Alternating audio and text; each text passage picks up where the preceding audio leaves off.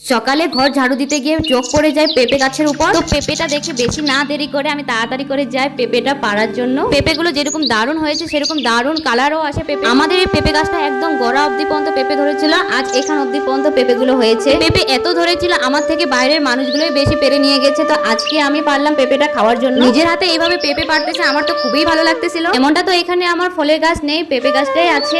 আর বাড়িতে তো অনেক রকমের ফলের গাছ, তখন আমি এইভাবে নিজের হাতে পারতাম, খুবই ভালো লাগতো। মানে তখনকার কথাটা আমার মনে পড়ে যায়। আর দেখো পেঁপে কালারটা কত সুন্দর হয়েছে। তো যাই হোক চলো পেঁপেটা এবার আমরা কাটবো। এখানে প্রথমেই আমি পেঁপেটা ভালো করে ধুয়ে নিচ্ছিলাম, তারপরে কাটবো। দেখো কালারটা কত সুন্দর এসেছে। এটা পেঁপে দুদিন আগে পেরে নেওয়া উচিত ছিল, কারণ হচ্ছে পেঁপেটা অতিরিক্তই পেকে গেছিল। যা হয়েছে হয়েছে, এবার বাধ্য পেঁপেটাকে সুন্দর করে পিস পিস করে আমি এখানে কেটে নিব। পেঁপের রংটা এত সুন্দর এসেছিল, আমার তো ইচ্ছাই করছে না পেঁপেটা কাটার জন্য। আমার ইচ্ছে হচ্ছিল যে ঘরে সুন্দর করে সাজিয়ে রাখি, তো সাজিয়ে রাখলে তো ওটা পচে যাবে, তো খেতেই তো হবে তাই না। আর এখানে আমার মিঠু খেয়ে নিচ্ছিল। আর পেঁপেটা মিষ্টি, অনেক মিষ্টি। কারা কারা এত ধৈর্য ধরে আমার এই মিনি ব্লগটা দেখেছো সবাইকে ধন্যবাদ। তো এখানে আমার মিনি ব্লগটা শেষ করলাম, সবাইকে থ্যাংক ইউ।